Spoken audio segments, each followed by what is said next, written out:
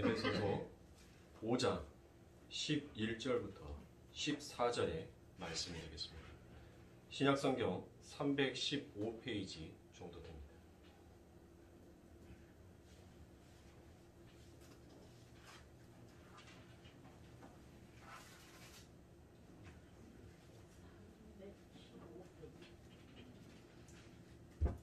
다 찾으신 줄 알고 한 목소리를 함께 봉독하여 올리도록 하겠습니다. 너희는 열매 없는 어둠의 일에 참여하지 말고 도리어 책망하라. 그들이 은밀히 행하는 것들을 말하기도 부끄러워 것들이라. 그러나 책망을 받은 모든 것에 빛으로 말미암아 드러나는 것마다 빛이니라. 그러므로 이르시기를 잠자는 자여 깨어서 죽은 자들 가운데에서 일어나라. 그리스도께서 너희에게 비추시리라 하셨느니라. 아멘. 세상을 책망하라라는 말씀의 제목을 가지고 이제 함께 우리가 은혜를 나누도록 하겠습니다. 지금 우리는 계속 사도가 가르쳐준 기독교의 교리를 실제적으로 적용시키면서 어떤 것들이 우리들의 삶 속에서 나타나야 하며 그 나타난 것들을 우리들이 어떻게 행하고 살아야 되는지에 대해서 우리는 계속적으로 공부를 하고 있습니다. 그래서 11절을 다시 보시면 너희는 열매 없는 일에 참여하지 말고 오히려 책망하라라는 구절이 나옵니다. 그리고 사도는 지금 계속해서 반복하여 어둠에 속한 자들의 일에 참여하지 말고 빛의 자녀들처럼 행하라고 공고를 하고 있습니다. 그리고 12절에서는 더욱 확고하게 왜 우리가 어둠의 일에 참여하지 말아야 하는지에 대한 것들을 세기를 박는 첨언을 합니다. 자, 그 세기를 박는 것이 뭡니까? 그것들은 말하기도 부끄러운 것이니까 그런 것들에 우리들은 절대 뭐 해서는 안 된다? 참여해서는 아니 된다라고 이야기를 합니다. 그래서 성경에서 이러한 공고의 구절들이 많이 나옵니다. 여러분들이 잘 알고 계시는 시편 1편 1절의 말씀을 보면 복 있는 사람은 악인의 꾀를 쫓지 아니하며 죄인의 길에 서지 아니하며 오만한 자의 앉지 아니하고라고 되어 있습니다. 그렇죠? 자, 첫 번째가 뭡니까? 복 있는 사람은 악인의 꾀를 쫓지 아니하며, 자, 이게 첫 번째겠죠. 그렇죠? 그래서 세상 사람들의 삶과 생각과 그들의 충고를 따라서 살아서는 아니 된다라는 것입니다. 그리고 두 번째, 죄인의 길에 서지 아니하며입니다. 그리고 세 번째, 오만한 자의 자리에 앉지도 말라라고 지금 성경에서는 우리들에게 권고를 하고 있습니다. 고린도전서 5장 1절부터 2절에 보면 또 그와 같은 말씀이 나옵니다. 너희 중에 심지어 음행이 있다 함을 들으니 이런 음행은 이방인 중에라도 없는 것이라. 누가 그 아비의 아내를 취하였다 하는도다. 그리하고도 너희가 오히려 교만하여져서 어찌하여 통하니 여기지 아니하고 그 일 행하는 자를 너희 중에서 물리치지 아니하였느냐라고 말합니다. 자, 바울이 지금 고린도 교회에게 왜 너희들 중에서 더러운 일을 행하는 자들을 쫓아내지 않느냐라고 지금 야단을 치고 있습니다. 그래서 고린도전서 5장 2절에 보면 물리치다라고 되어 있는 것이 엑사이로입니다. 헬라어로 엑사이로. 이 엑사이로라는 것은 몰아내다, 쫓아내다라는 그와 같은 뜻이 있습니다. 즉 너희 중에 악한 일을 하는 사람이 있거든 반드시 쫓아내버리라라는 바울의 공고입니다. 그리고 고린도전서 5장 15절에 13절에 다시 한번 그 말을 반복하여서 얘기합니다. 다시 악한 사람들을 내어 쫓으라라고 강하게 공고를 하고 있습니다. 고린도전서 5장 13절에 보면 외인들은 하나님이 판단하시려니와 이 악한 사람은 너희 중에서 내어 쫓으라라고 이렇게 얘기를 합니다. 자, 여러분들 이 고린도전서 5장 1절과 2절 그리고 13절의 말씀을 가지고 중세 수도원 운동이 일어났죠. 그 중세 수도원 운동이 일어남으로 인하여서 그래서 사도계열의 사람들이었던 SNF파가 쿰남 공동체라는, 여러분들 쿰남 공동체를 많이 들어봤죠? 그래서 그 쿰남 공동체를 가지고 토굴 속에 들어가서 평생을 결혼도 하지 않냐고 살았습니다. 자, 그러면 여러분들 고린도전서 5장에 나와 있는 이 사도 바울의 공고가 과연 무슨 뜻입니까? 어떤 뜻을 내포하고 있는 거예요? 악한 것을 행하는 자를 내어 쫓으라라고 합니다. 그러면 교회에 악하지 아니하는 자가 누가 있습니까? 그럼 처음에다 다 내어 쫓아야 되겠네요? 그러면 교회에 누가 남아있어요? 아니, 하나님께서는 착하고 선한 자들만 하나님의 예배당에 불러놓은 것이 아니죠. 그렇죠? 전부 다 하나님께서는 하나님 앞에 반기를 들고 반항을 했던 그와 같은 자들을 아버지 하나님의 그 사랑을 덮음으로 인하여서 전부 다 한 지체, 한 몸으로 교회에 전부 다 이렇게 불렀단 말이에요. 그런데 그들이 여전히 그들의 옛 습관, 여러분들이 그 옛 습관이라는 것은 끊어낼 수가 없어요. 자연스럽게 나온단 말이에요. 내 삶 가운데에서 평생을 그렇게 살아왔고 그렇게 훈련되어졌고 그런 습관을 가지고 살아갔던 사람들은 그 습관이 쉽게 끊어지지가 않는 것입니다. 그 습관이 자기를 위선으로 척하고 포장을 할 수는 있지만은 그게 문연중 자기의 삶 가운데 나오게 되어 있어요. 나타나게 되어 있단 말입니다. 그러면 교회 공동체 안에서 즉 자기를 사유하는 그와 같은 모습을 보인 것은 그는 하나님 앞에서 그리고 형제에게 악행을 하는 자잖아요. 그러면 사도 바울의 이 공고로 말한다면 그는 교회 밖으로 그 공동체 밖으로 내어 쫓아야 되는 것이 맞습니까? 정말 성경이 요구하는 것이 그게 맞냐고요. 자, 이 고린도전서 5장 1절부터 13절, 1절과 2절에 대해서 그리고 13절에 대해서는 사도 바울이 굉장히 강한 공고를 하고 야단도 칩니다. 그런데 이 사도 바울의 편지의 중간 정도를 여러분들이 읽어보시면 사도 바울이 전혀 다른 이야기를 함을 우리가 알 수 있어요. 자, 고린도전서 5장 9절부터 10절에 보면 내가 너희에게 쓴 것에 음행하는 자들을 사귀지 말라 하였거니와 이 말은 이 세상의 음행한 자들이나 탐하는 자들과 토색하는 자들이나 우상 숭배하는 자들을 도무지 사귀지 말라 하는 것이 아니니 만일 그리하려면 세상 밖으로 나가야 할 것이다 라고 얘기합니다. 자, 뭐라고 얘기를 해요? 세상 밖으로 나가야 한다라고 얘기를 합니다. 그러면 도대체 고린도전서 5장의 이 말씀 하나를 가지고 우리보다 지금 어떻게 하라는 거예요? 아니, 한쪽에서는 사귀지도 말고 그들을 몰아내고 쫓아내라라고 그렇게 지금 우리들에게 가르치고 있는데 또 한쪽에서는 뭐 하라고 합니까? 그렇게 해서는 아니 된다라고 얘기를 하고 있어요. 어떻게 하는 거예요 지금? 헷갈리시죠? 헷갈릴 필요가 없어요 여러분들. 혼동하실 필요가 없어요. 자, 제가 방금 중세교회를 여러분들에게 말씀을 드렸죠. 이 세상 속에서 살다 보면 이 세상의 것에 젖어들기 때문에 이 세상의 문화와 이 세상의 악함을 자연스럽게 인간이 답습할 수밖에 없기 때문에 중세 수도사들이 뭐를 했습니까? 세상과 동떨어진 삶을 살자. 세상 밖에 나가서 우리들만의 세계, 즉 하나님의 말씀을 가지고 있는 우리와 같은 뜻을 가지고 있는 사람들끼리만 뭉쳐서 살아보자 라고 만들어 놓은 것이 그게 중세 수도사예요. 그런데 여러분들 이 중세 교회사를 보면 그 수도사 운동이 성공을 했어요? 실패를 했습니다. 온데간데 없이 흔적 없이 그들의 운동이 사라지고 맙니다. 즉 제가 말씀드리고 싶은 것이 뭔지 얻는 캐치가 하신 분들이 있을 거예요. 율법으로 우리가 성경을 읽게 되면 뭐 하라는 거예요? 자꾸 뭔가를 행하고 뭔가를 하라는 쪽으로 가는 거예요. 그런데 율법이 아닌 예수를 이 고린도전서 5장의 말씀 안에다가 딱 갖다 접목을 시켜 놓으면 뭐예요?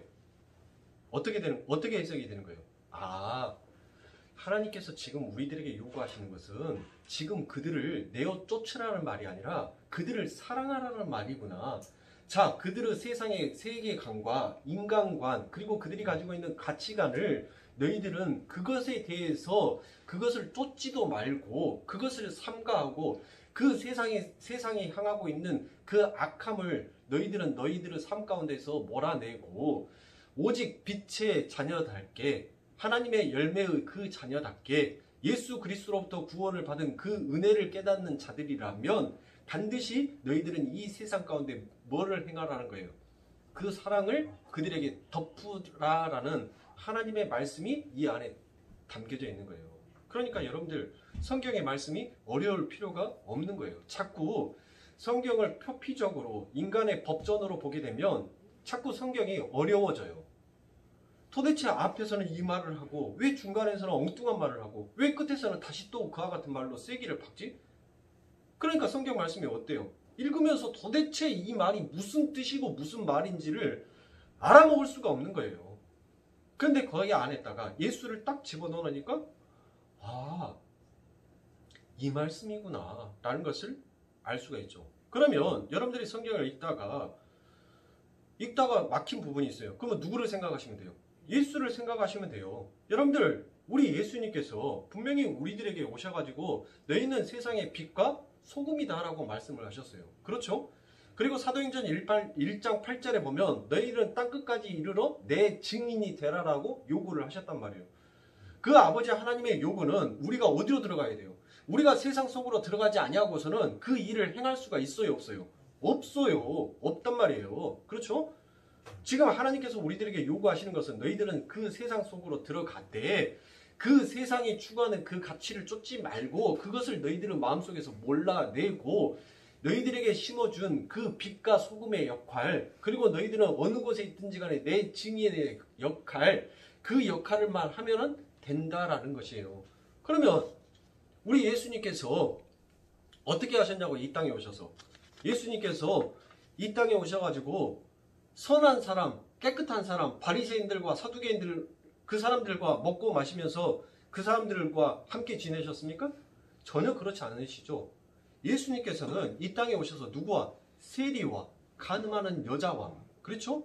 창녀들과 함께 그들과 앉아서 먹고 마셨단 말이에요. 그런데 예수님께서 행하신 것은 뭐였어요? 야, 세리야, 어떻게 하니까 사람들한테 돈 잘 걷게 되디? 야, 그 방법 좀 가르쳐줘봐. 야, 창녀야, 야, 너 어떻게 남자들을 그렇게 현혹시키고 꼬셔? 야, 그 방법이 뭐냐? 우리 예수님께서 그거 물어봤어요, 그들에게? 그거 물어보시지 않으셨잖아요. 예수님께서는 그들의 죄를 전부 다 뭘로 덮어버리신 거예요? 예수님의 그 사랑으로, 진짜 빛으로, 진짜 세상의 소금으로 그들의 삶 가운데 녹여져서 예수님께서 그 일을 행하여 버리신 거예요. 그렇게 해서 예수 그리스도의 그 행함을 받은 자들, 예수 그리스도를 보니까 뭐 하는 거예요? 세상의 사람들은 전부 다 자기를 부도덕한 놈들, 악한 놈들, 못된 놈들, 나쁜 놈들이라고 전부 다 저들은 부정한 자들이니까 눈도 마주치지 말자, 혀도 섞지도 말자, 그렇게 얘기했는데 세상은 우리들을 보고 가치 없다라고 얘기를 했는데 이분은 도대체 누구이시기래? 우리들에게 이처럼 따뜻한 사랑을 우리들에게 전하여 줄까? 사람은, 여러분들, 포장과 진심을 어느 정도 느껴요. 저 사람이 나를 대할 때 진실성이 있게 대하는지 아니면 가식적으로 내게 대하는지 영으로서 여러분들 무엇인가 감지되는 부분들이 있다니까요. 감지되는 부분이 있어요. 그러니까 사랑하는 성도님들, 지금 그 예수 그리스도가 그들 안에 들어있는 그 영, 더러운 영을 뭐 한 겁니까? 몰아내버린 거예요. 쫓아내버리신 거예요. 그리고 아버지 하나님의 한 영으로 그들과 함께 하나됨으로 임하시게 되니까 그들이 뭐 했어요? 그 예수님과 함께 먹고 마시고 난 다음에 세리가 그 예수님의 진짜 사랑의 덧입힘을 잊고 나니까 그가 다시 세리짓 했습니까? 그 여자가 또 다시 창녀의 짓을 했어요? 가늠한 여자가 다시 또 간음을 했습니까? 보세요. 이처럼 아버지 하나님의 진정한 사랑으로서 하나님께서는 그 세상에 속에 들어가셔서 그 세상의 사람들이 가지고 있는 것을 답습하지 아니하시고 그것을 하나님께서는 멀리 몰아내시고 오직 하늘의 것을 가져다가 그들에게 베풀어 주셨어요. 그 베품이 그들에게 덮어짐으로 임하게 되니까 그들이 다시는 세상에서 세상의 가치, 세상이 바라보는 그 세계관이 바뀌더라는 것이에요. 그리고 그들은 세상에 가치 없음을 깨닫고 이제 오직 주의 일을 위하여서 열정을 부리는 아버지 하나님의 참된 백성이 되더라는 것입니다. 바로 그겁니다. 지금 고린도전서에서 말하고 있는 것은 바로 그와 같은 일이에요. 지금 에베소서에서 이 사도 바울이 얘기하고 있는 것이 바로 그 얘기예요. 너희들 이 세상 가운데서 너희들은 이 세상 속에서 들어가서 그 세상과 함께 부딪히면서 그 세상과 함께 싸우고 하면서 살아야 되지만 그 세상의 가치다라고 생각하는 것들 너희들 그것을 쫓아서는 절대 아니 된다라는 것입니다. 그것을 바라보지도 말고 그것을 말할지도 말하는 것이에요. 그것은 말하기에도 부끄러운 것이다라는 것이에요. 하나님의 은혜를 아는 자들은. 자, 그래서 우리 아버지 하나님께서 그와 같은 말씀들을 하시고 우리들에게 너희들은 오직 너희에 있어야 될 그 자리로 다시 돌아가서 너희의 삶을 추구하라라고 얘기를 합니다. 자, 우리 주님께서 거라사 지방에서 귀신 들린 사람들을 고쳐주고 난 후에 그 귀신 들렸던 사람이 뭐합니까? 주님을 따르기를 원했죠. 하나님, 주님, 당신과 함께 하기를 원합니다 라고 했는데 예수님께서 뭐합니까? 거절을 하십니다. 그리고 뭐라고 합니까? 너 집으로 돌아가. 집으로 돌아가서 너게 행하였던 일, 그 일이 얼마나 큰 일이었는지를 너의 친척들에게, 너의 가족들에게 가서 알려라고 얘기를 합니다. 마가복음 5장 18절부터 20절에 보면 예수께서 배에 오르실 때 귀신 들렸던 사람들이 함께 있기를 간구해야 했으나 허락지 아니하시고 저에게 이르시되 집으로 돌아가 주께서 내게 어떻게 큰 일을 행하사 너를 불쌍히 여기신 것을 내 친족에게 고하라 하신대. 그가 가서 예수께서 자기에게 어떻게 큰 일을 행하신 것을 데가볼리에 전파하니 모든 사람이 기이히 여기더라라고 얘기를 합니다. 자, 아버지 하나님께서 그들에게 은혜를 베풀어 주시고 그에게 다시 세상 속으로 들어가라고 얘기를 합니다. 그리고 그 세상 속에서 너희는 뭐 삶을 살아라는 거예요? 어떻게 하나님께서 내게 은혜를 베푸셨는지, 어떻게 내가 죽을 수밖에 없는다, 이 세상에서 미친 자로 살아갈 수밖에 없었던 나를 하나님께서 온전한 자로 나를 고쳐주셨는지를, 그걸 너는 이 세상에서 빛과 소금이 되어서 전파하라는 거예요. 내 복음을 내 증인이 되어서 너는 살아라는 거예요. 증인이라는 것은 여러분들 잘 알고 계시죠? 내가 있었던 그 일들을, 내가 그 현장에서 보고 목격한 것을 그대로 말을 하는 것을, 그게 증인이라고 하지 않습니까? 그러니까 이 거라사 과인이, 그 귀신 들린 자가 자기에게 행했던 그 예수의 일을 그대로 사람들에게 얘기를 하니까 그 사람들이 뭐라고 여기는 거예요? 기이히 여겼다는 것이에요. 네? 우리는 그렇게 세상 속에서 세상과 싸우며 우리를 구원하신 하나님의 사랑과 은혜를 세상 사람들에게 입으로, 삶으로 전해야 하는 자들입니다. 오늘 본문 12절에 보면 악한 자들을 책망하라라고 되어 있습니다. 그렇죠? 여기에서 책망하다라고 되어 있는 것이 엘렌코입니다. 엘렌코. 단순히 이 엘렌코라는 것은 비난하는 말이 아닙니다. 그 말씀은 증거를 방편으로 납득시키다라는 그와 같은 뜻이 있습니다. 그러니까 세상 사람들은 우리들의 삶을 보면서 자기들이 하고 있는 일들이, 그 본질이 얼마나 더러운 것인지를 알게 되어야 한다는 것, 그게 바로 책망이고 그게 바로 엘렌코인 것입니다. 이해되세요? 방금 하셨던 말 이해되시냐고요? 네.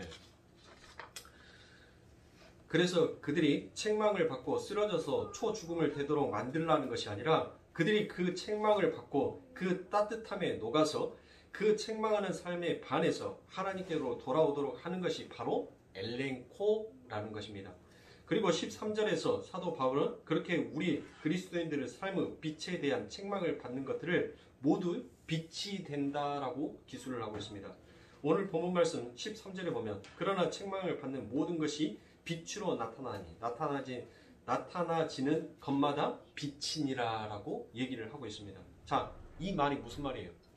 자, 이 말은 내가 내 이웃을 위해서 손해를 보고 사랑해주고 용서해주고 인내해주고 섬겨줌으로 해서 그들이 하나님께로 돌아오게 되는 그 예수 그리스도의 삶에 우리를 정확하게 동참시켜주는 것이 바로 세상을 책망하는 삶이며 빛이 되어 빛을 비추는 삶이다라는 것입니다. 그렇지만 우리가 빛이 되어 바르게 살고 하나님의 말씀을 따라 삶으로 말미암아 세상을 책망하는 것이 절대 우리의 구원의 조건이 아니다라고 얘기를 합니다. 그건 우리가 하나님의 자녀다라는 확인 도장에 불과하다는 것입니다. 갈라디아서 3장 17절부터 18절에 보면 내가 이것을 말하노니 하나님의 미리 정하신 약속을 430년 후에 생긴 율법이 없이 하지 못하여 그 약속을 헛되게 하지 못하리라. 만일 그 유업이 율법에게서 난 것이면 약속에서 난 것이 아니니라. 그러나 하나님이 약속으로 말미암아 아브라함에게 은혜로 주신 것이니라 라고 얘기를 합니다. 자, 이 말씀은 바울이 창세기 15장에서 하나님께서 아브라함에게 그와 그 후손을 구원하시겠다는 은혜의 약속을 하신 것을 예를 들어서 율법이 절대 구원의 조건이 아니다라는 것을 지금 사도 바울은 강요를 하고 있습니다. 그래서 하나님께서 창세기 15장에서 이미 은혜로 말미암아 아브라함을 의롭다 칭하셨습니다. 그리고 그 후로부터 430년이 지난 후에 모세에게 시내산에서 비로소 율법이 주어진 것입니다. 그러니까 율법은 하나님의 말씀은 하나님의 백성이 된 자들에게 요구되는 하나님의 열매이지 절대 그것이 구원의 조건이 될 수 없다라는 것입니다. 자, 그러면 여러분들 그러한 의미에서 여러분들이 할례와 이 안식일에 대해서도 어떻게 생각을 하고 계시는지 제가 그 부분에 대해서 다시 한번 설명을 해드리도록 하겠습니다. 자, 할례라는 것은 어떤 것이 할례입니까? 그 할례를 행하는 것이 할례인 거예요? 자, 할례라는 것은 여러분들 창세기 15장에서 아브라함을 하나님께서 뭐 해주셨습니까? 먼저 그를 의로운 의인이다라고 그를 먼저 칭하여 주셨어요. 그렇죠? 그리고 난 다음에 창세기 17장에 가서 하나님께서 그에게 약속을 합니다. 어떤 약속을 합니까? 내가 너로 인하여서 저 하늘의 별처럼 바다의 모래처럼 무수한 내 약속의 백성이 탄생하게 될 것이다 라고 얘기를 하지요. 그렇죠? 그게 바로 뭐예요? 그게 할례인 것이에요. 그러니까 우리가 할례를 행한다, 할례를 뭐 해야 된다, 그래야지만이 우리가 뭐 할 수 있다? 우리가 구원을 받을 수 있다라는 것이 아니라는 거예요. 할례를 행하든 행하지 아니하든 그것은 구원의 조건에 전혀 상관이 없다는 것이에요. 이미 하나님께서는 뭐 하셨다는 거예요? 너희가 할례를 받아야지만이 하나님의 백성이 되는 것이 아니라 너희가 하나님의 백성이 그 할례를 행하기 전에 이미 하나님께서 너희들을 뭐 하셨다는 거예요?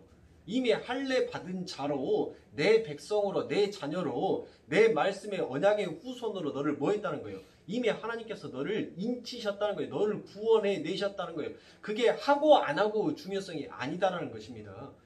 그러니까 우리가 지금 현재 새벽기도 때 계속 사도행전과 빌립보서에 대한 말씀을 계속 공부를 하고 있죠.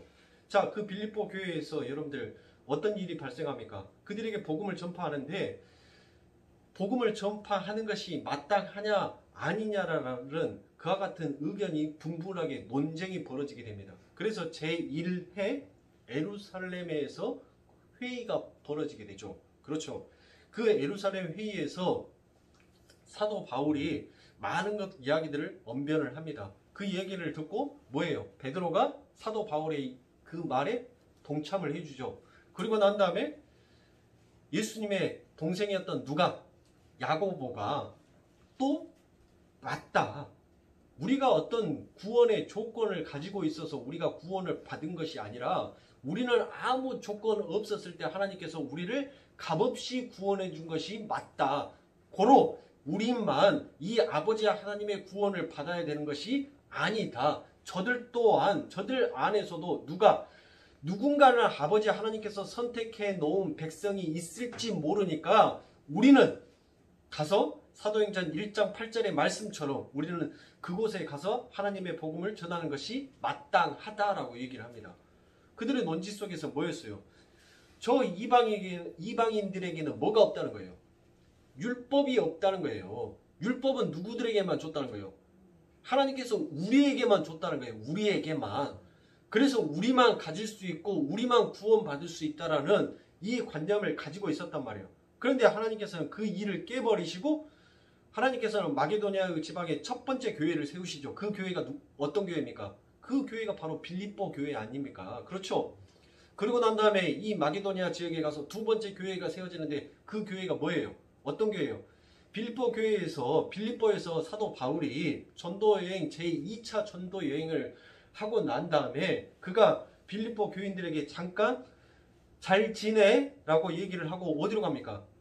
신라와 함께 데살로니로 가잖아요. 그 데살로니가 베레아 지역에서 거기에서 제2의 마게도니아의 제2의 교회가 세워진단 말이에요. 자, 제가 지금 왜 이렇게 말씀을 돌려서 얘기를 하냐면 여러분들 우리가 어떤 말씀, 율법을 가지고 우리가 이 율법을 행함으로 인하여서 우리가 구원을 받는다. 하나님 앞에 어떤 구원을 받을 조건이 생긴다라는 것이 아니라 그 율법이 있기도 전에 이미 하나님께서는 우리들을 전부 다 뭐 하셨다고요? 선택해 놓으셨다고요. 그리고 난 다음에 율법을 주셔요. 근데 그 율법을 주신 것은 뭐 하기 위해서? 율법은 여러분들 누구에게만 필요한 거예요? 누구에게만? 아버지 하나님을 믿는 백성들에게만 율법이 필요하지 세상 사람들에게는 그 법이 필요가 없다니까요. 아니 세상 사람들이 하나님을 안 섬기는데 어떻게 하나님을 섬기냐고요. 그러니까 하나님께서 주신 그 율법은 오직 아버지 하나님은 백성들에게 준 것이고 그 율법을 통하여서 하나님께서 뭐 하시겠다는 거예요. 내가 반드시 너희들의 그 가지 위에 이 율법의 열매를 내가 반드시 맺혀 놓겠다는 거예요. 누가 지켜서? 예수가 지켜서. 그래서 우리의 가지는 그 율법의 열매들이 맺혀 있어요? 안 맺혀 있어요? 맺혀 있어요.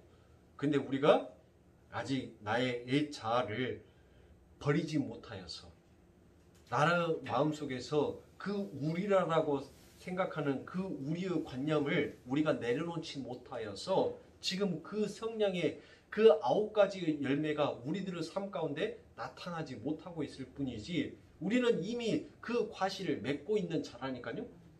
자, 그러면 여러분들 안식일은 어떻습니까? 안식일 또한 마찬가지입니다. 출애굽기 20장 8절부터 11절에 보면 안식일을 기억하여 거룩히 지키라. 엿새 동안은 힘써 내 모든 일을 행할 것이나 제7일은 너희 하나님 여호와의 안식일인즉 너나 내 아들이나 내 딸이나 내 남종이나 내 여종이나 내 유축이나 내 문 안에 유하는 객이라도 아무 일도 하지 말라. 이는 엿새 동안에 나 여호와가 하늘과 땅과 바다와 그 가운데의 모든 것을 만들고 제7일에 쉬었음이라. 그러므로 나 여호와가 안식일을 복되게 하여 그 날을 거룩하게 하였느니라 라고 되어 있습니다. 자, 여러분들 이 말은 뭔 말이에요? 이 말이 뭔 말이에요? 이 말을 율법으로 보면 뭐 하라는 거예요? 안식일 지키라는 거죠. 그렇죠? 안식일 지키라고 보여지는 거예요. 그러면 하나님께서 말하는 것을 인간의 관점으로 여러분들 이 말씀, 율법으로 이 말씀을 진짜로 온전하게 해석을 하면 어떤 내용이 되는 거예요? 너희가 율법을 지켜야지만이 그 안식이 완성이 된다라고 해석을 해야지 맞는 거예요. 그렇지 않아요? 인본주의로 이 율법으로 그냥 율법으로 표피로 우리가 해석을 한다면 아버지 하나님께서 엿새 동안 이렇게 창조해 놓으셨는데 너희가 그 마지막 안식일을 지켜야지만이 그 안식일이 완전하게 완성이 된다라고 해석을 해야지 맞는 해석 아닙니까? 그런데 성경에는 그와 같은 말이 있어요, 없어요? 없어요. 하나님께서 이미 다 만들어 놓고 하나님께서 뭐 하셨어요? 먼저 안식하셨어요. 그리고 난 다음에 우리들에게 뭐를 주셨어요? 너희들보다 뭐 하라? 안식하라라는 거예요. 이미 하나님께서 안식에 전부 다 그 모든 것들을 다 이루어 놨으니까 너희들은 뭐만 하면 된다? 너희들은 자유함만 느끼면 된다. 너희들은 평안함만 느끼면 된다라는 것이 그게 안식일이에요. 내가 안식일을 지키고 안 지키고 그 자체가 하나님 앞에 내가 저주를 받고 축복을 받고 그 조건이 아니 된다는 것입니다. 자, 한 말씀 더 볼까요? 신명기 5장 12절부터 15절에 보면 똑같은 말씀이 다시 한번 이 출애굽기 20장에 나왔던 이 말씀이 이 신명기에서 다시 한번 기록을 되고 있습니다. 신명기 5장 12절부터 15절에 보면 여호와 너희 하나님이 내게 명한 대로 안식일을 지켜 거룩하게 하라. 엿새 동안은 힘써 내 모든 일을 행할 것이나 제7일은 너희 하나님 여호와의 안식일인즉 너나 내 아들이나 내 딸이나 내 남종이나 내 여종이나 내 소나 내 낙이나 내 모든 육축이나 내 문 안에 유하는 객이라도 아무 일도 하지 말고 내 남종이나 내 여종으로 너 같이 안식하게 할지니라. 너는 기억하라. 내가 애굽 땅에서 종이 되었더니 너희 하나님 여호와가 강한 손과 편팔로 너를 거기서 인도하여 내었나니 그러므로 너희 하나님 여호와가 너를 명하여 안식일을 지키리라 하느니라 라고 되어 있습니다. 그러니까 여러분들 지금도 이 유대인들이 이 꼴통들이 뭐 하는 거예요? 안식일에 여러분들 유대인들 점령하고 싶으세요? 그러면 안식일에 여러분들 전쟁 일으키면 돼요. 저 유대인의 꼴통들은 뭐 하냐면 안식일에 진짜 신명기 말씀 출애굽기에 이렇게 아버지 하나님께서 이 말씀을 주셨으니까 진짜 손 하나도 까딱 안 한다니까요. 손 하나도 까딱 안 해요. 가스풀 물을 끓여가지고 물이 넘실넘실 가스 버너에서 넘치고 있는데 그거 끄면 뭐 하는 거예요? 안식일 범한 거예요. 일한 거예요. 그래서 아무것도 안 해요. 아무것도 안 한다니까요. 아니 여러분들 제가 농담으로 드리는 말씀이 아니라 지금도 그들은 그래요. 지금도 저 유대인들 여러분들 전쟁에서 승리하려면 일요일날 전쟁 일으키면 쟤들 손 안 대고 꼽을 수 있어요. 쟤들은 뛰는 것도 내가 지금 하나님의 율법을 범하는 것이다라고 생각하고 전쟁이 나왔고 뒤에서 총알이 날아드는데도 안 뛰어요. 뛰는 것도 일하는 것이다라고 생각을 했기 때문에 안 뛴다니까요. 얼마나 쉽습니까? 예? 눈 감고 쏴도 몇 마리는 죽일 수 있어요?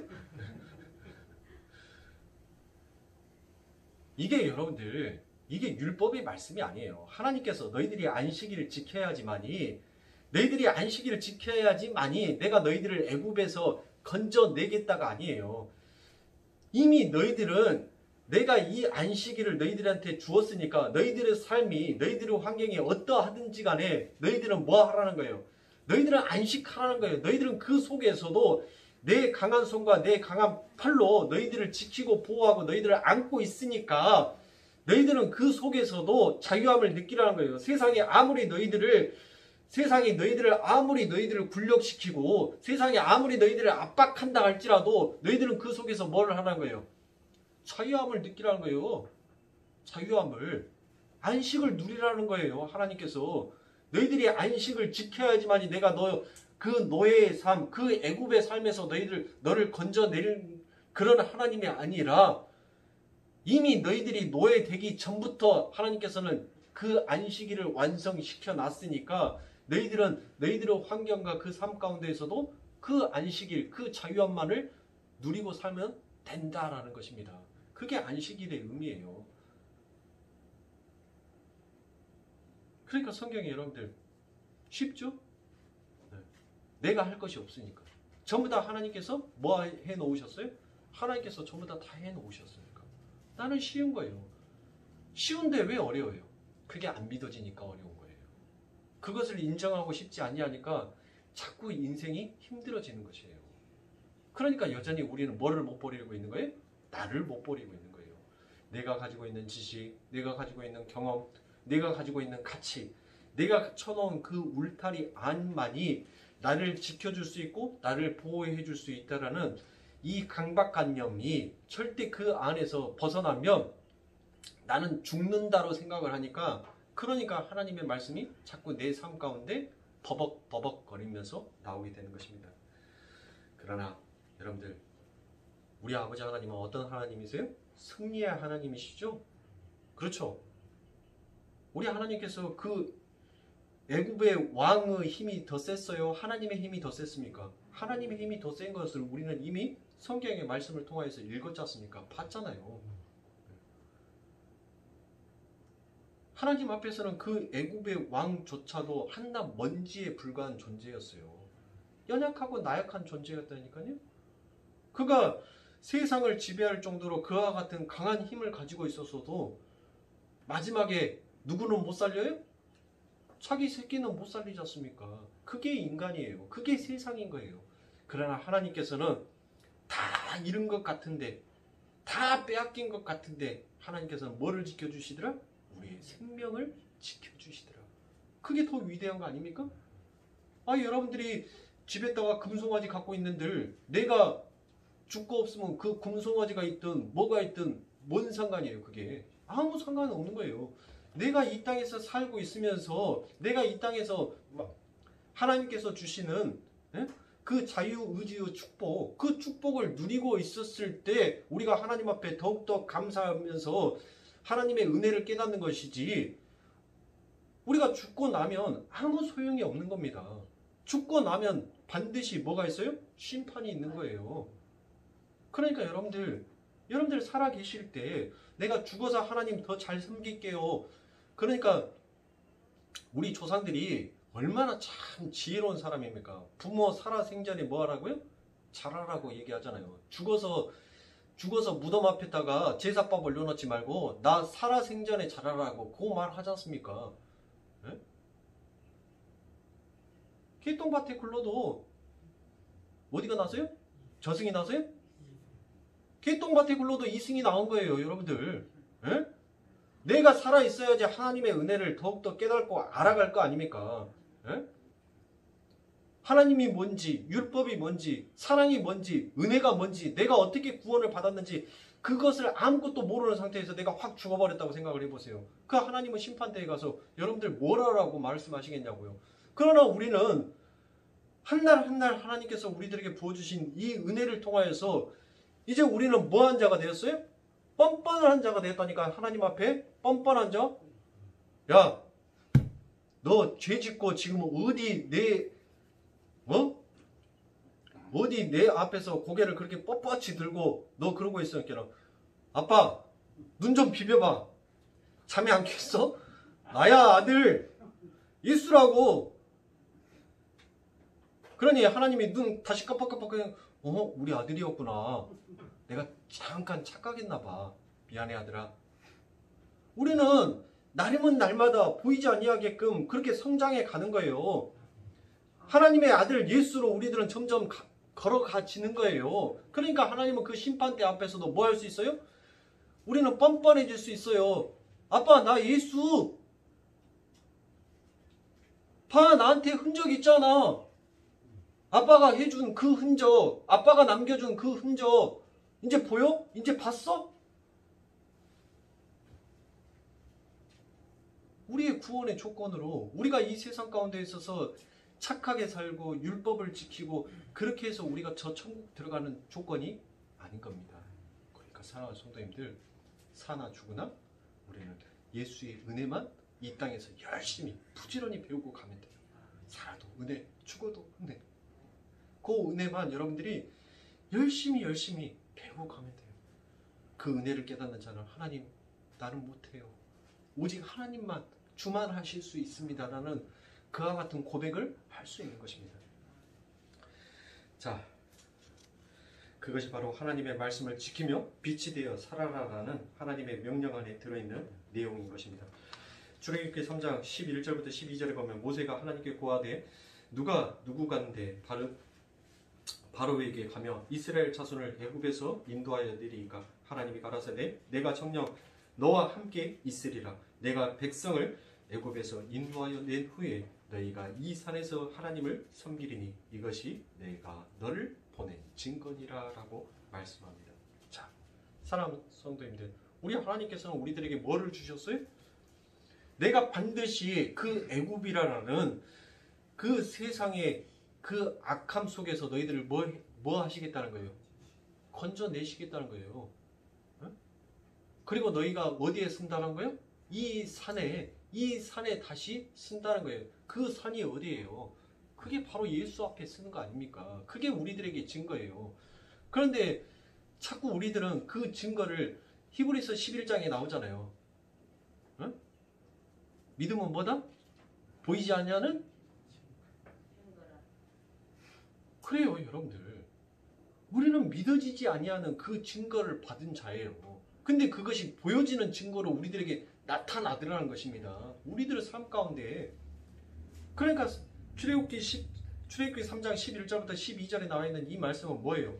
모세가 하나님의 백성을 꺼내오는지 안 꺼내오는지 그거에 중요한 것이 아니라 하나님께서 뭐 하시겠다는 거예요. 하나님께서는 반드시 너희들을 꺼내와서 그 세상 가운데 꺼내와서 뭐 만들겠다는 거예요. 내 백성 만들고 너희들은 반드시 이 산 그 아버지 하나님은 나라에 서서 누구를 찬양하게끔? 나를 찬양하게끔 내가 만들어 놓겠다는 하나님의 굳은 의지와 사랑의 메시지가 이 안에 담겨져 있는 것입니다. 그러니까 사랑하는 성도님들, 우리들이 하나님 내가 어떤 일을 하는데 꼭 증거를 나타내 주십시오. 표적을 나타내 주십시오라고 여러분들 할 필요가 있어요? 없어요? 이미 그 표적은 그 증거는 이미 나타났다니까요. 누구를 통하여서? 예수 그리스도를 통하여서. 여러분들이 십자가 쳐다보면 누가 생각나요? 거봐요. 그러니까 나타났죠. 그 증거, 그 표적이 나타났잖아요. 십자가 보면 누가 보이더라? 예수가 보이더라. 예수와 연관이 되더라. 그게 표적이라니까요. 그게 증거예요. 그런데 자꾸 엉뚱한 증거만을 찾아요. 하나님, 내 아들이 내일 모레 대학 시험을 보는데 올해는 대학 시험에 저 아들이 합격하게 해주세요. 그리고 내게 어떤 증거를 나타내 주세요. 내 아들이 가지고 있는 그 연필 위에 꽃이 피게 해주세요. 그러면 하나님께서 그 증거로 내 아들이 대학 들어가는 것으로 내가 확실하게 믿겠습니다. 그렇게 기도하고 집에 갔어요. 근데 내 아들 책상문을 딱 열었는데 연필은 그럼 하나님 말씀이 근데 하나님께서 뭐라게요? 하나님 내가 하나님 앞에 그렇게 간절히 기도했는데 하나님 왜 증거가 나타나지 아니하시죠? 근데 하나님께서 그에게 응답을 줘요. 네 아들 내년에는 꼭 내년 이맘때 꼭 네 아들은 MT를 가게 될 것이다. 그렇게 증거를 줬단 말이에요. 그러면 여러분들 그건 증거 아니에요? MT를 간다는 것은 어디를 갔다는 거예요? 대학교를 갔다는 거잖아요. 대학을 들어가야지 MT를 가니까.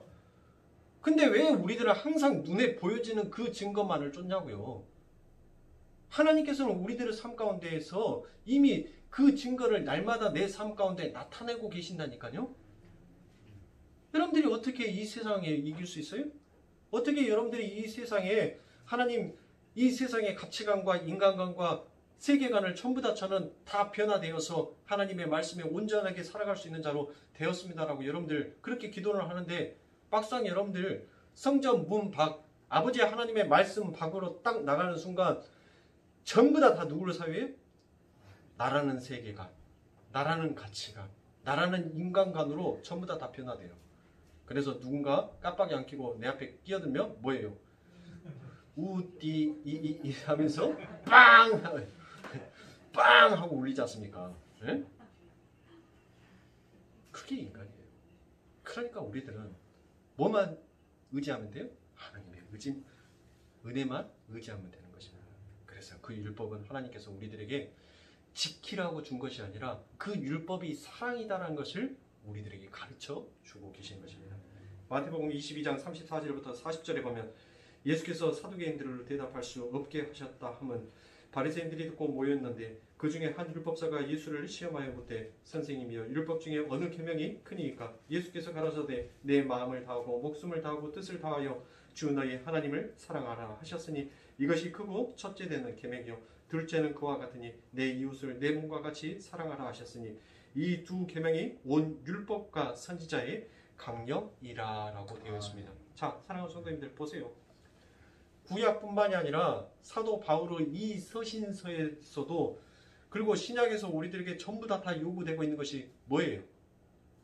우리 예수님께서 야 구약에 있는 법이 요것이고 신약에 있는 법이 요것이야 라고 딱 말을 하잖아요.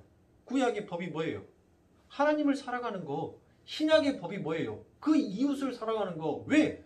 하나님이 우리의 이웃으로 이 땅에 오셨잖아요. 그 하나님의 나라에서 이웃 나라로 지금 내려오셨단 말이에요. 누구를 위해서? 나를 위해서. 그래서 하나님께서 신약에서 뭐를 말씀하신 거예요? 이웃 사랑하라라는 그 말씀을 해주신 거예요.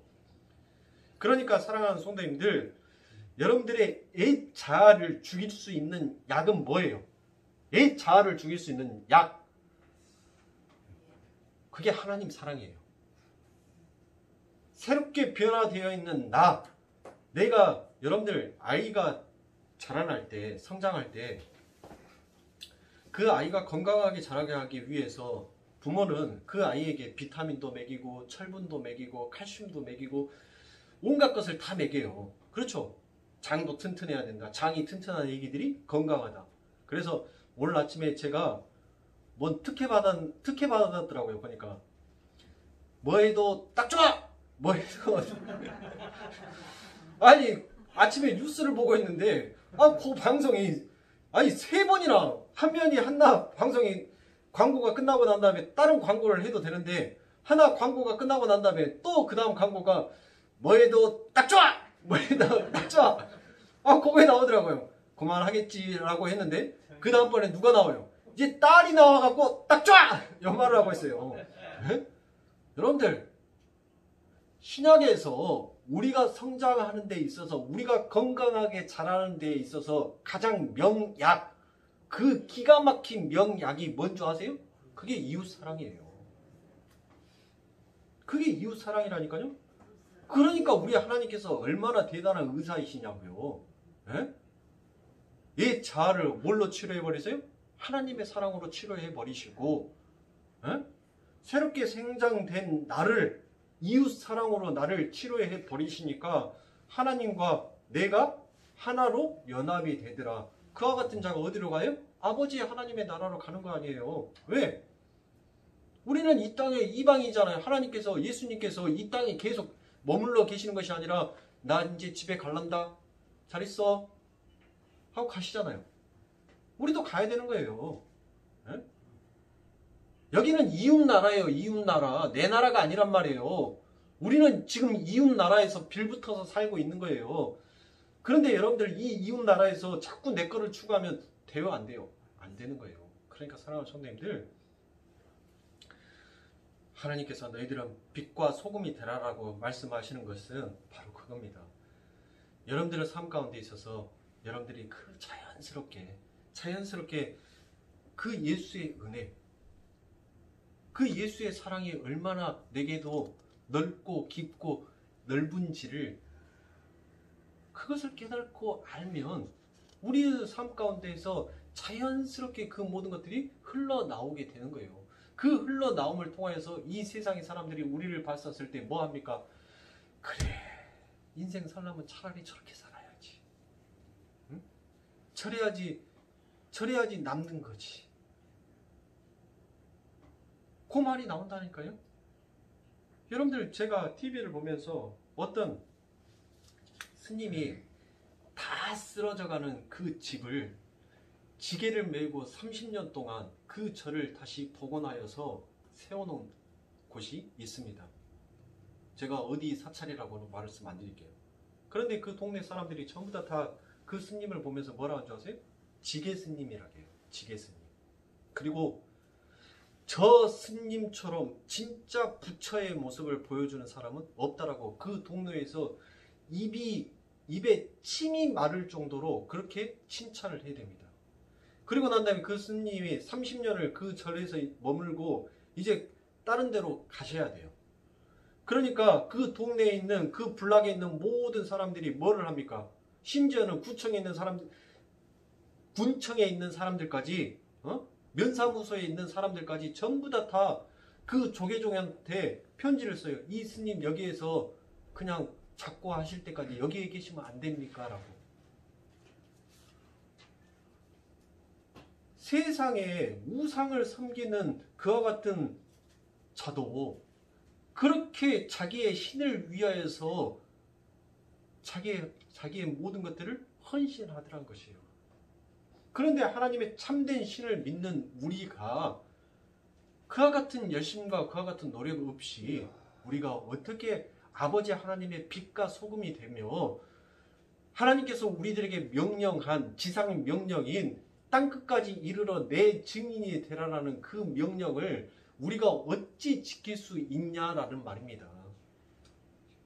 사랑하는 성도님들, 그러니까 사도 바울이 뭐라게요? 야, 그런 말 하지 마. 우리 입에 담기도 우리는 부끄러운 것들이니까 그런 거 얘기하지 마 라고 얘기를 하는 거예요. 어? 네 율법 지켰다. 내가 하나님 앞에 헌금 많이 올려드렸다. 내가 하나님 앞에 봉사 많이 했다. 내가 하나님 앞에 전도 많이 했다. 너 그거 가지고 네 자랑을 하려고 하지 마. 어? 그게 하나님께서 너 그거 했다고 너에게 더 큰 구원, 더 큰 은혜 주는 거 아니니까 그 일을 할 수 있게끔 해주신 오직 하나님의 은혜를 찬양해. 어? 그 아낌없이 하나님 앞에 드릴 수 있는 헌금을 바치고 그 연보를 바칠 수 있게 한 그 마음을 심어준 그 하나님을 네가 더 찬양해야지. 어? 네가 한 게 아니야. 왜 너 그것을 네 자랑으로 얘기하고 있어? 그것을 지금 사도 바울이 얘기하고 있어요. 그런데 마치 그 사도 바울이 그 에베소 교회, 초대교회에 말한 것이 아니라 지금 우리에게 우리의 심금을 울리면서 우리의 마음속에 그렇게 얘기를 하고 있다니까요. 그러니 사랑하는 성도님들, 우리가 하나님 앞에 무엇을 자랑할 수 있으며 무엇을 내놓을 수 있겠습니까? 우리는 전부 다 뭐예요? 우리는 부끄러움밖에 없는데, 하나님 앞에 내놓을 자랑거리가 아무것도 없는데 무엇을 우리가 하나님 앞에 잘했다라고 하나님 앞에 하나님 나 잘했죠. 상금 내놓으시오. 면류관 주시오. 우리가 하나님 앞에 무엇으로 그와 같은 것들을 요구할 수 있냐 이 말입니다. 그러니까 사랑하는 성도님들, 우리는 우리의 삶을 근거로 남을 비방하거나 정죄해서는 아니 되는 것입니다. 갈라디아서 6장 13절부터 14절에 보면 할례 받은 저희라도 스스로 율법을 지키지 아니하고 너희로 율법받게 하려 하는 것은 너희의 육체로 자랑하려 함이니라. 그러나 내게는 우리 주 예수 그리스도의 십자가 외에 결코 자랑할 것이 없으니 그리스도로 말미암아 세상이 나를 대하여 십자가에 못 박히고 내가 또한 세상을 대하여 그러하니라 라고 되어 있습니다. 자, 우리는 절대 우리의 힘이나 공로를 가지고 자랑할 수 없습니다. 우리의 삶은 하나님께서 만들어 가시고 계시는 것입니다. 그런데 빛과 소금은 전부 다른 존재들을 유익하게 하는 것 아닙니까? 그런데 우리는 저마다 너무 나에게만 몰두하고 있습니다. 하나님도 나를 제일 먼저 제일 많이 사랑해 주셔야 되고, 하나님은 내게 남들이 갖지 아니하는 제일 큰 복, 제일 많은 복을 내게만 주셔야 되고, 하나님은 내가 하나님 앞에서 가장 뛰어나고 가장 잘난 자로, 가장 자랑스러운 자로 하나님 앞에서 나는 나타내야 된다라는 그와 같은 그 마음이 우리들에게는 있지 않냐합니까? 그렇지만 우리 주님께서는 우리 그리스도인들에게 있어서는 혈육의 정의를 다르게 하고 계십니다. 누가복음 8장 19절부터 21절에 보면 예수님의 모친과 그 동생들이 왔으나 무리를 인하여 가까이 하지 못하니 혹이 고하되 당신의 모친과 동생들이 당신을 보려고 밖에 섰나이다. 예수께서 대답하여 가라사대 내 모친과 내 동생들은 곧 하나님의 말씀을 듣고 행하는 이 사람들이라 하시니라 라고 되어 있습니다. 그러니까 사랑하는 성도님들, 누가 우리의 혈육이라는 것이에요? 누가 우리의 혈육? 지금 예수님께서 누가 내 혈육이다라고 말하는 거예요. 지금 여러분들이 내 혈육이다라는 거예요. 여러분들이 내 가족이고 내 식구다라는 것이에요. 지금 여러분들이 어디 안에 있어요? 어디 앞에 있어요? 하나님의 말씀 앞에 있잖아요. 그러니까 예수님께서 너희가 지금 내 혈육이고 내 가족이다라고 얘기를 하고 있는 것입니다. 그래서 요한복음 8장 47절에 보면 하나님께서 속한 자는 하나님의 말씀을 듣나니 너희가 듣지 아니하면 하나님께 속하지 아니하였음이로다라고 되어 있지 않습니까? 여러분, 대부분 사람들이 우리 아이는 정말 저희의 말을, 부모의 말을 정말 잘 들어요 라고 얘기를 하죠. 여러분들, 그 잘 듣는다라는 것은 뭐예요? 우리 아이는 청력이 참 좋아요. 그 말입니까? 그 말이 우리 아이는 부모의 말을 잘 들어요 라는 그와 같은 뜻입니까? 아니죠. 우리 아이는 부모가 하는 말을 잘 듣는데 그 부모가 하는 그 말을 잘 들어서 부모가 요구하는 행동을 하더라. 거기까지가 우리 아이가 부모의 말을 잘 들어요 라고 얘기를 하는 거 아닙니까? 그렇죠. 마찬가지예요. 우리가 아버지 하나님의 백성이다라면, 아버지 하나님의 자녀다라면 우리는 누구의 말을 잘 들어야 되는 거예요? 하나님의 말을 잘 들어야 돼요. 듣기만 잘하는 것이 아니에요. 청력이 좋아서 하나님의 말하는 거 그냥 귀로만 듣는 것이 아니라 귀로 들었으면 그 아버지 하나님께서 행하고자 싶어 하시는 그 일을 하는 거예요. 그가 하나님의 말을 잘 듣는 자인 것입니다. 아시겠어요? 그런데 우리는 너무 하나님의 말씀을 잘 듣기는커녕 오히려 하나님 앞에 방귀만 들고 있는 자가 우리 아닙니까? 전부 다 사춘기 소녀들처럼 하나님께서 자로가 하면 왜?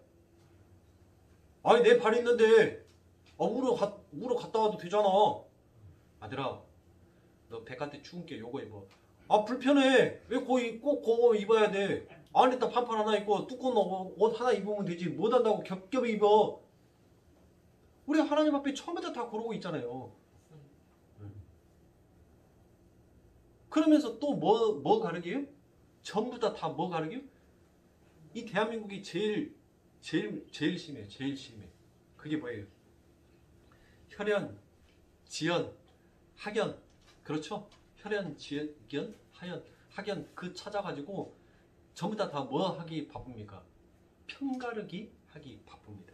자, 여러분들에게 조금 시간이 지나갔지만 오늘같이만 설교해 줬으면 좋겠죠. 제가 여러분들에게 조금 웃으면서 제가 말을 할 수 있는 이야기를 하나를 해드리겠습니다. 우리가 얼마나 값어치 없는 존재이고 얼마나 우리가 편가르기를 좋아하는 자인지. 자, 어떤 호남 출신의 목사님이 경상도에 가서 목회를 시작하게 되었습니다.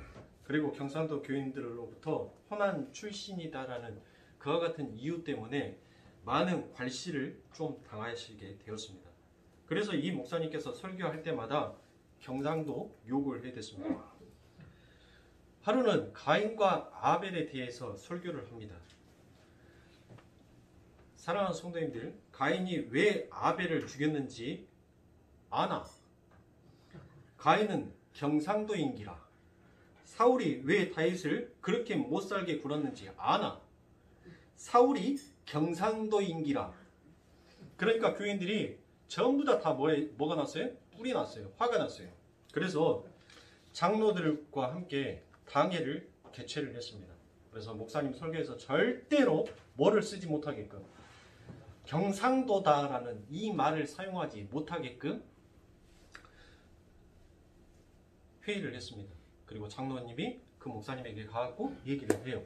목사님, 설교 시간에 이제는 제발 경상도인기라 요 말을 하지 마십시오라고 얘기를 합니다. 그런데 이 목사님이 그렇게 쉽게 그 말에 수긍하거나 지실 목사님이 아니에요.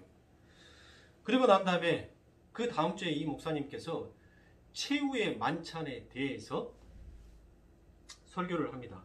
예수님께서 잡히시던 날 밤에 예수님께서 오늘 밤 너희 중에 한 사람이 나를 팔 것이다 라고 얘기를 합니다. 제자들에게 말씀하시자 베드로가 선생님 내니까? 라고 묻습니다. 선생님이 아니다, 너는 아니다 라고 얘기합니다. 요한 또한 그럼 선생님 접니까? 라고 묻자 그 예수님께서도 또 다시 너도 아니다 라고 합니다. 그때 가룟 유다가 앞으로 나와서 쌤이여 접니까? 니다 라고 얘기를 했답니다. 자, 여러분들 보세요. 그 안에는 뭐가 없어요? 아니, 그 목사님이 그렇게 설교를 하고 딱 내려왔는데 성도들이고 장로들이고 어떤 누구든지 간에 그 목사님을 핀잔할 수가 없었어요. 왜? 그 목사님이 강대상에서 뭔 말을 안 했어요? 갱상도인기라 요 말을 안 했기 때문에 성도들이고 장로들이고 왜 목사님 또 그 얘기를 하지 말라 했는데 그 얘기를 했습니까? 라고 반박할 수가 없었던 것입니다. 여러분들, 제가 무슨 얘기를 드리고 싶은 거예요? 결국 우리가 편 나누는 것은 학연, 지연, 어디 지역 출신이냐, 너 어디 학교 나왔냐? 이런 것들을 가지고 전부 다 네 편, 내 편 가르고 있다는 것입니다. 그게 우리인 거예요. 그게 우리의 모습인 것입니다. 그러면 하나님의 말씀은 어디로 간 것이에요? 에베소서에서 분명 예수 그리스도를 우리의 머리로 하고 너희는 각 지체의 몸이다. 그래서 너희는 하나다라고 그렇게 예수님께서 우리들에게 말씀하셨던 그 말씀은 도대체 이 아버지 하나님의 교회 안에서 이 예배당 안에서 도대체 어디로 갔냔 말입니까? 그래서 오늘 본문 말씀에 사도 바울이 뭐라고 얘기합니까? 너희들 그런 거 따르지 마. 그런 거 하지 마. 너희들이 구원을 어떻게 받았는지, 너희가 은혜를 어떻게 받았는지 너희 그거 다시 한번 생각해. 너희들이 그것을 안다면 너희들은 절대로 편가르기 할 수 없다는 것입니다. 사랑하는 성도님들, 우리는 편 나눠서는 안 돼요. 우리는 한 가족입니다. 가족이 어떻게 네 거 내 거로 편을 나누면서 그렇게 살아갈 수 있겠습니까? 사랑하는 성도님들, 우리는 하나님 사랑, 그 이웃 사랑 안에서 오직 하나님 앞에만 영광을 돌리는 자의 삶을 살아야 하는 자다라는 것을 사랑하는 성도님들 잊지 마시고, 이 후반부에도 더 많은 말씀들이 있지만 여기까지만 하겠습니다. 기도하겠습니다. 하나님 감사합니다.